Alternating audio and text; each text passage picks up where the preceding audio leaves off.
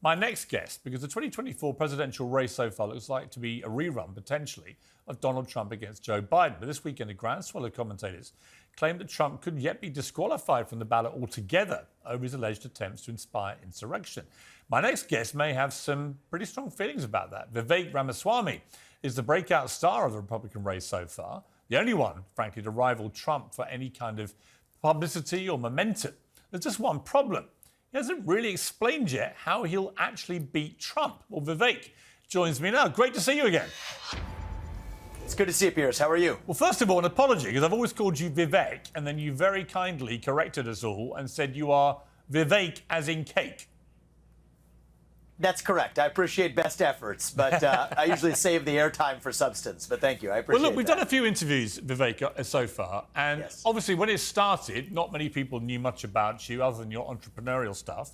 Now, since the last debate, you've become incredibly well known, very well talked about, and a lot of unfriendly fire is coming your way. So my first question is, how are you handling being now in the proper spotlight of being a presidential candidate? I'm fine with it. And I do think, Piers, that's part of the process. We jumped into this race early on, going in eyes wide open, knowing that politics is a dirty sport. It's filled with falsehoods. You may have seen a report over the weekend that actually one of the other candidates' large super PACs was taking credit to their donors for the attacks that have been manufactured against me. That's okay. I can handle it. And to tell you the truth, if I'm asking the people of this country to ask me to represent the U.S. across the table from Xi Jinping, I better be able to sit across the table from other candidates or from left-wing media or anybody else. And so we're doing just fine with it. I'm focused on what we want to achieve for this country, shutting down the administrative state, keeping us out of World War III, declaring independence from China, growing the economy, reviving national pride. These are my actual focus areas, not some side attacks that I really could care less for. OK, look, you've certainly been so far, I would argue, the most pro-Trump of the other candidates. But that raises the question, if he's so great, even to the extent you would pardon him of any crimes he may be convicted of, why would you run against him? Why not just let Donald Trump run again and potentially win again, and maybe you get a good job out of it? In other words, if you keep talking him up, how does that help you? So the answer is, I'm not looking at what's going to help myself or not. I'm looking at speaking the truth. And I do think he was an excellent president as judged by results, but I'm going to deliver something that he did not. National unity. Uniting this country is a top objective for me. I'm 38 years old. I am the youngest person ever to run for U.S. president as a Republican. And Piers, we're reaching the next generation in droves. We're reviving national pride amongst young Americans. 40% of my 100,000 plus donors are first-time ever donors to the Republican Party in any form. That is unheard of. That number is normally 2%. And so, yes, on 90% of policy areas, I do agree with Donald Trump, and I respect his accomplishments. But there's more to a president than just being a policy book in a binder. Part of this is how we reunite this nation. I think I'll be best positioned to accomplish that, and I look forward to working with Donald Trump when I hope he's my advisor. Frankly, my mentor in my first year in office. That much I will take. But that's how I think this is going to play out. You managed to say that you thought Donald Trump would be your advisor as president with a straight face there, Vivek. I do. I think he's somebody who has a lot of experience. I don't want to start with a standing start. I want to build on those 4 years of experience. No, I can pick up see where he left off, just to take explain, the agenda to the next level. No, I can see why you would want him as an advisor. It's just the idea of Trump playing second fiddle to anyone, I think, is highly unlikely. And I guess my overriding view is, how do you beat him? He's so far ahead. You had a good debate, I thought, in many ways. You got a lot of publicity out of it, but it hasn't really moved the needle on the polls. Trump is so far ahead. He looks unstoppable, and all these indictments, all they seem to be doing is helping him. Well, I'll tell you one thing. I'm dead set against these indictments. That is not how I want to win this election. Seeing the opposition eliminated, no, that's the wrong way to do it in this country. I will say this, though, Piers. People said you started at 0% in March. I said, nope.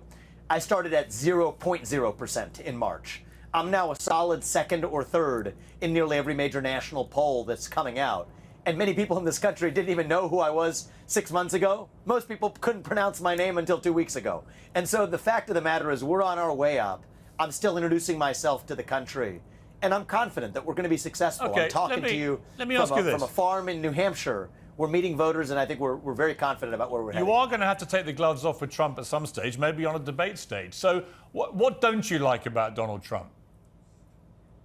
Well, look, it's less about what I don't like about him, but what I do think this country needs to go further.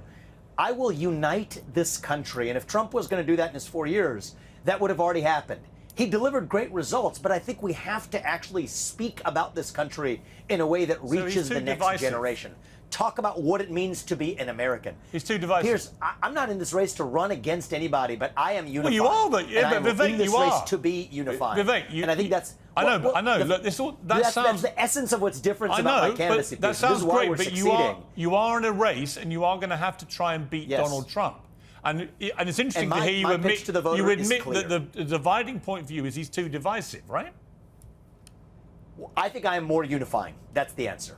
And I think that that's more important. And the way we're going to unite this country is not by tearing down other people who have made great contributions to this country, Donald Trump being high on that list among them, but by actually articulating what this country stands for, answer what it means to be an American at a moment where we're in the middle of a national identity crisis. Fill that void in the heart of the millennial generation and younger with an actual vision of national identity instead of woke poison or any other poison that fills that void. That's how we win. Well, you have a lot of things, Vivek. From something for a long time. We got to start running to something. Okay. That's what I'm doing. There's a lot of stuff about you I really like. You come on my show a lot, which I love, and you do a lot of interviews, and you're up front, and you take the tough questions. You go on lots of places where you might get a hard time.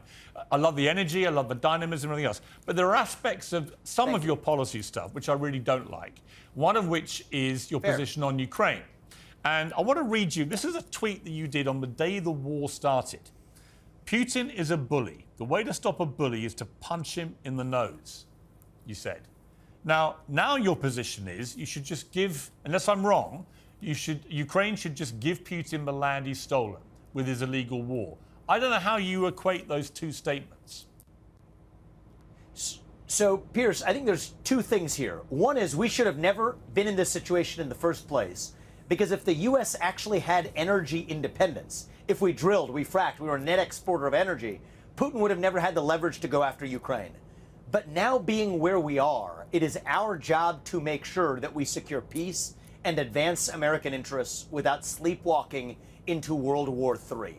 That is what I'm leading us to do. And how have you moved? The answer is I don't want to. But how have you moved from a guy who illegally invades a country, a democratic sovereign country? Yes. You said the only way to stop this bully, Putin, is to punch him in the nose. But when Ukraine, in my view, valiantly fight for their territory and their people, and Putin still takes a load of their land, your answer to the bully is to now give him what he's taken illegally. No, that's not correct, actually. It's going to be to require a major concession from that bully so that we don't ratchet this up to the next level. It's a third of the country you want to give him. No. Piers, I think you either, and it's not your job to know every aspect of everything I've said. If you're questioning on me on it, I would ask you to know what I've said countless times. I would actually require Putin to exit his military alliance with China. That is the big demand and requirement we will have for any deal of any kind. That Russia-China military alliance is the single greatest threat to the West and to the United States as we know it. Putin is in Xi Jinping's arms. Communist China is fundamentally hostile to the United States. And I have a clear vision for how to pull Russia apart from China. We will end the Ukraine war on terms that leave Ukraine's sovereignty intact. I will note, Piers, I'm skeptical that that's even the path that Ukraine is on right now. So that's a win for Ukraine, but more importantly, it's a win for the U.S. It's not a win for Ukraine, though. If you were president of the United States I think it's better than tell them they have to losing give its sovereignty. Yeah, but giving a bully what he's taken illegally is not, to me, strong leadership, is it? Well, Piers, I'm not giving anybody what he's taken. The fact of the matter is we have to honor our commitments. We had a commitment to Ukraine in 1994. We fulfilled that commitment. But James Baker also made a commitment to Gorbachev in 1990 on behalf of the U.S., saying that NATO would expand not 1 inch past East Germany. Turns out NATO has expanded far more after the fall of the USSR than when the USSR ever existed. So I do think that we should be clear that NATO should not admit Ukraine to NATO. But I want to be really clear about this, Piers. I'm not letting Putin his actions are craven. I've said so, but I don't trust Putin. I do trust him to follow his self-interest. Is he still a and we will do a deal that causes him to exit I mean, many autocrats around the world are bullies. Putin is one of them. Okay. But the fact of the matter is, you have to actually do a deal that advances everybody's self-interest. Okay. Require Russia to exit its partnership with China. Okay. That's the key to the kingdom to secure peace and keep us out of World War III. Vivek, we've run out of time on this interview, but you know what I'd love to do with you? I feel like I've interviewed you a lot, but for, 5 to 10 minutes at a time.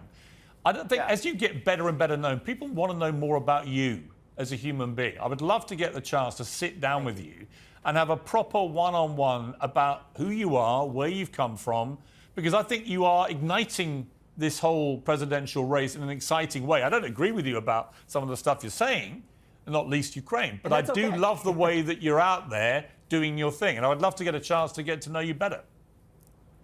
I enjoy our exchanges. It would be bizarre if we agreed on everything, right? So let's do that. Join us on the campaign trail. I'm talking to you from our campaign bus. Okay. Ride the bus with us. We'll spend a day together. I'd enjoy that. And you can also see how some of the audiences here in the U.S. are responding. Yeah. I think it's really motivating to me, but it's quite something to see. So final question before I let you go, and I want a quick answer. Yeah. If you were president of the United States, and you might be in a year or so time, what's the first thing you would do? What's your number one priority? Implement a 75% headcount reduction in the federal bureaucrat base and shut down government agencies that should not exist.